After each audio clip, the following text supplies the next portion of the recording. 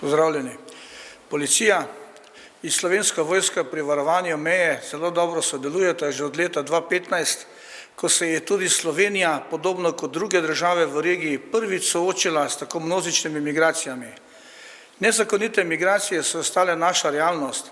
Samo letos so policisti obravnavali že 13.725 ilegalnih prehodov državne meje. Povečane nezakonite migracije zahtevajo večjo prisotnost policistov ob državni meji.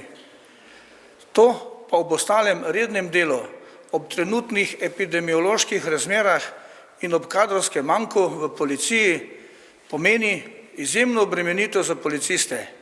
Slovenski vojski smo izjemno hvaležni za vso pomoč in dobro sodelovanje, kar bo današnji podpis operativno-taktičnega načrta še poglobil. Načrt je namreč natančneje določa načine in sodelovanje policije in Slovenske vojske pri varovanju meje, pri čemer varovanje meje vodi, usmerja in nadzira policija.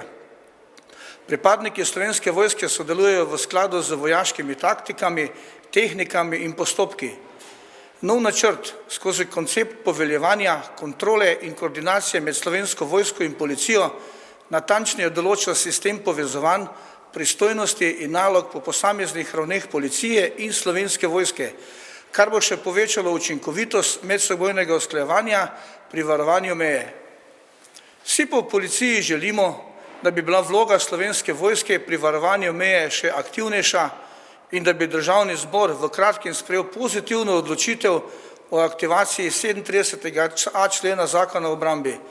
Bolj aktivna vloga Slovenske vojske pri varovanju meje bi zagotovo pomenila veliko razbremenitev policistov ter njihovo večjo varnost.